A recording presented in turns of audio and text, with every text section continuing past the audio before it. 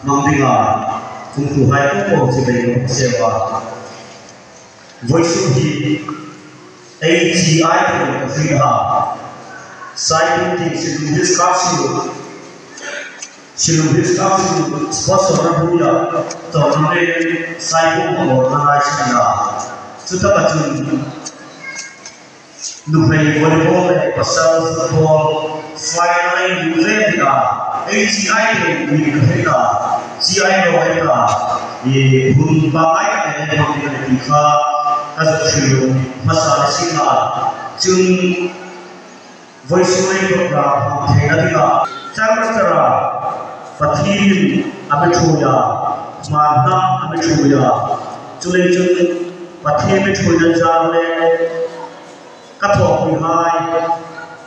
ma amina nazare voice program ini kafiti malau orang itu bela cun village council team VCT nak tahu pihai makan nak pun bawa anjing malau tu kasut Indonesia voice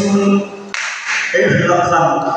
final meeting ini saya cuma kakak cirai orang itu RSP tetap ini simpilan bika kasut Indonesia di sini cun voice program ini information entry atau berita information anu hele nawlete anai hai maksana namda dinga sina hai krim dinga markas de hi information dikha na pabai khan lo shedula anthi sabi namda dinga namda dinga silu hiska silu humping na sabi nam sabai hai Sinatam tak laut santai leya silu hiska silu humping ane dikha na pate me hai kan lo shedula di chukalo khubela silu hiska silu pi na dinga hi sinatam tak chane ni so ka chungin anu hayat nai moi anna le nai moi anu le ma hai nai moi maksain ramle namta di marham ta di anchina ancha ne dikha I ai tuli mafida voice cultural competition ai dingania group song khat vel ai kafida report to kan o so pathum le me le along khobel ai farmer as the ai ramai du di ai fida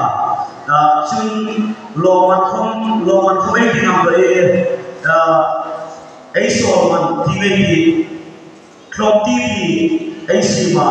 chu hai chu beautiful na ai so di ase dolen ai thei lai si ani le khan loman khom ti ai sima ka ni popek himula group so pathum lai voice matters de voice thum parna ai phama sai phaya khushi takin kumdo khoi la bang de ai chui thatak takai program tu na ta ni so pathum group so pathum lai ai mam the lo ka khobela voice pulling ta nam begin di sabna karena percaya le pale student dang ka thon ai foreign level ko in matas de ai so group thei lo kwa naki ba ka hin du lo chu na ko mai training matas de ai hom sa chu ai pasan cha hayin matas de anna le an mai moi vai ai voice na program ai ham thena de in anchina ancha de dikha ato kada kaso shimisiwa marna tamji rose karo ne ma ai so le matters de tin kan kan se pita be na te ki dikha le dia to e fin de no